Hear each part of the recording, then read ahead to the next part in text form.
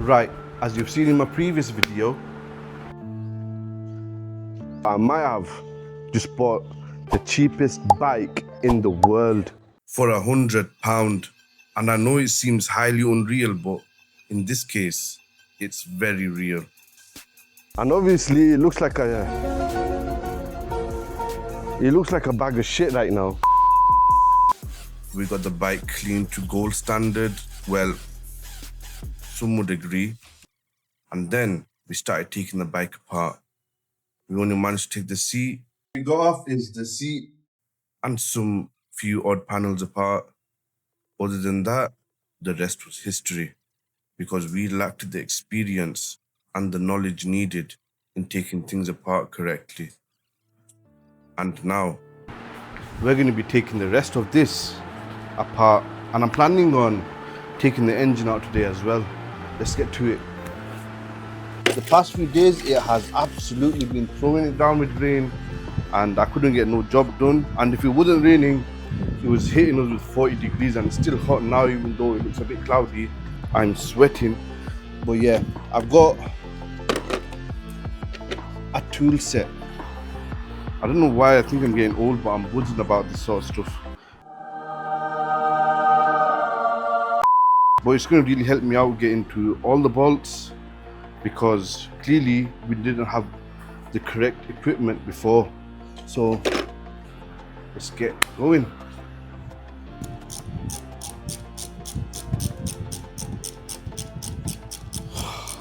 It's so satisfying using a proper tool to take things off for a change. But yeah, we're going to take the ignition coil out. Well, I don't know if it is an ignition coil, but this is what I've been calling it since I've seen it. And we're going to just take this plug out, and it's literally as easy as that. And yeah, just put these back in their respectable places. So I'm going to put the bolts in back where they came out from, just so that I don't lose them, because I've already lost track on where half these bolts were supposed to really go. I'm just going to put it in there and put the spare parts just there. So let's get going. Oh, as I was trying to figure out which bolts go where and how I should place them so that I don't forget where they go, I thought I'll tackle the wiring loom. It was pretty easy at first, but then it got to me. I realized I need to remember where these wires connect, because when it comes to rebuilding this thing, it needs to be spot on, and I don't want no electrical failures or whatsoever happening with the bike, or it'll just be a huge headache at the end. Basically, the wiring loom is out, and we've not really got any more wiring on the bike to faff around with, so that's out. We're going to keep that to a side, because I know we're not going to need this, because we're going to be putting a whole different engine in it with a different ECU. But it's best to just keep these laying around, because sometimes these old connectors, well, they may come in handy. Now the wiring loom is out. Appropriately, well, kinda. For now, we have to tackle the engine no matter what. Today is the day I take this engine out. And I'm on my own on this one, as my cousin is out and there's no one around to help me. So let's take this engine out, and later you might realize how stupid I was to use a ratchet wrench to take this engine out.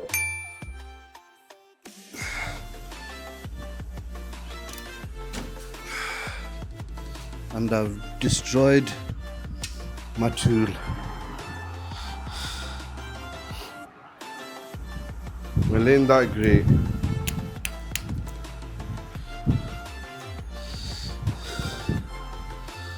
I've literally destroyed it. There goes my ratchet wrench. It should have been now that I realize I do not have the correct tools for this job. But still, I don't back down, and I'm still trying to have a go at it with whatever tools I've still got in my arsenal. Only to then realize I've got to call it quits for today, and maybe, just maybe, continue tomorrow with the right tools, and perhaps some helping hands.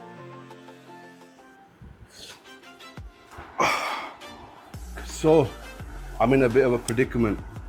I've got these tools, I waited a while for them to come, but they're just not strong enough for a lot of the jobs that take place in taking this bike apart. So look, I don't know what to do now because I've not got the specific tools to take this engine mount off, because it's, I don't know, it's like they must have done some next level talking on that note for it not to come out.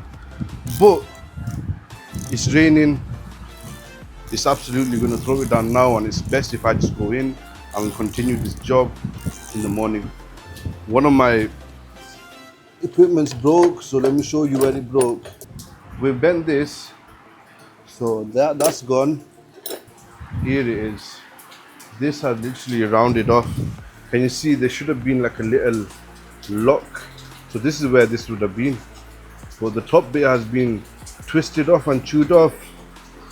It's completely useless now, but what can we do? Now let's just tidy everything up and then I'll continue tomorrow for you guys, yeah? One day later. So it's another day. It was raining last night, and obviously it was raining, but I've got hopes that it doesn't rain today. Well, I hope it doesn't rain today. And we are definitely gonna take the engine out, and I've got some help. So yeah, I got one of my mechanic friends to come over, because as you seen yesterday, my wrench unfortunately broke. So ignore that and let's get to taking this off. Firstly, we're gonna target these mounts, because the one that broke my my tool yesterday was this one. It's probably just been on there for so long, it just forgot. It has probably forgot how to come back off. That's how long it's been on. But we're gonna take these off. I don't think these will be much of a challenge. And let me just take the exhaust off first, so that we can take the engine out more easily.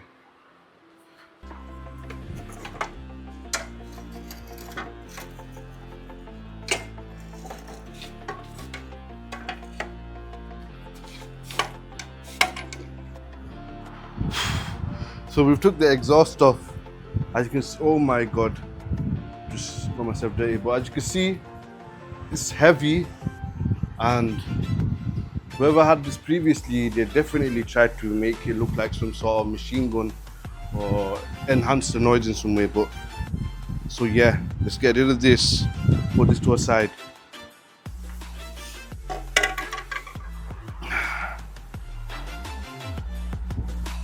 So I've removed a rusty old machine gun exhaust or whatever that was, and now I'm going to attack the engine mount.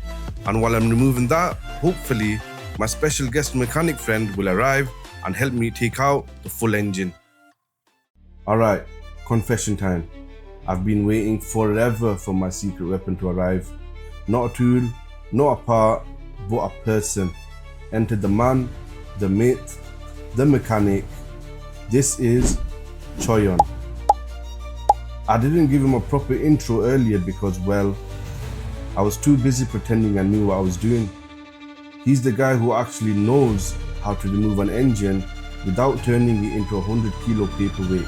So yeah, while I was here scratching my head and googling how not to break a bike, he showed up with tools, skills, and probably a bit of judgment.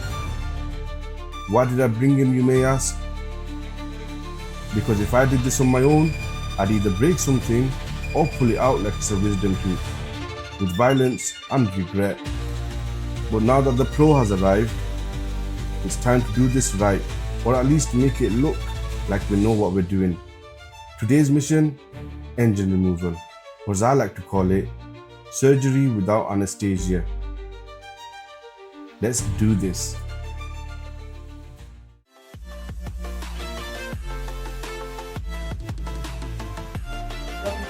Now we've took the necessary bolts off, we can actually take the engine out now.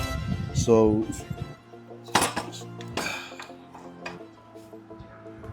engine's out. So that's it with the engine now. We're gonna take both the wheels off, and then we're going to take the swing arm off, and then that will be it.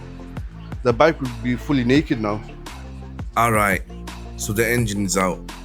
That was a bit of a mission, I can't lie, but it's finally done.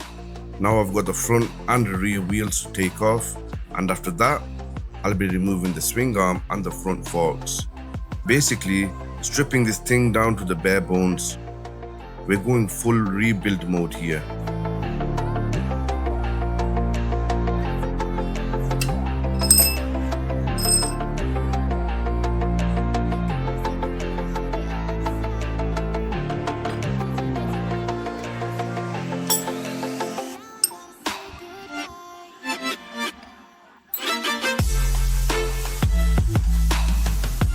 There goes the rear tire, now on to the next.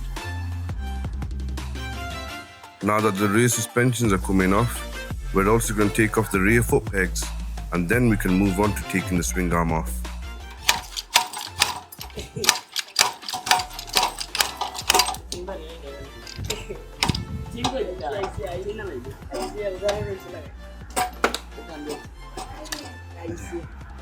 Whoa, Mission successful. what you said?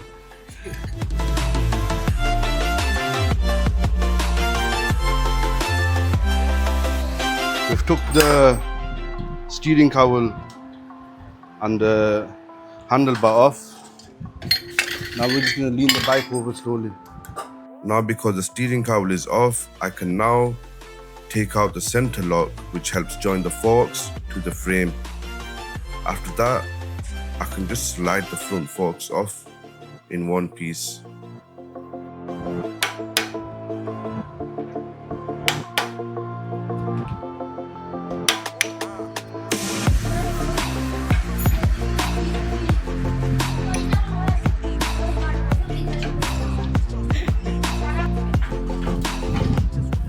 Ooh, we've got the suspension arms off.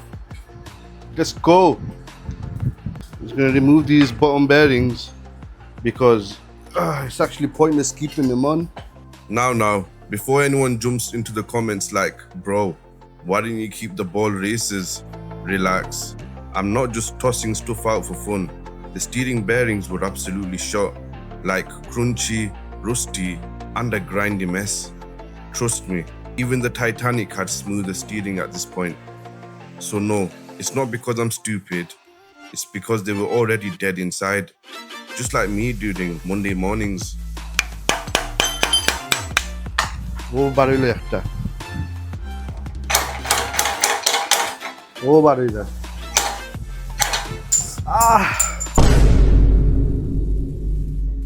So while I was having my moment in the corner, absolutely vibing, having a mechanical orgasm from getting those trusty old bearings out, the mechanic, cool as ever, is just casually dismantling the front suspension like it's another Tuesday.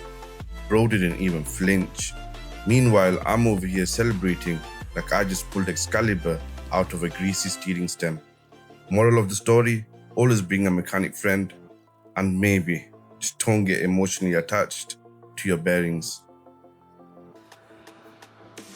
Alright, so we got the two suspensions off at the front.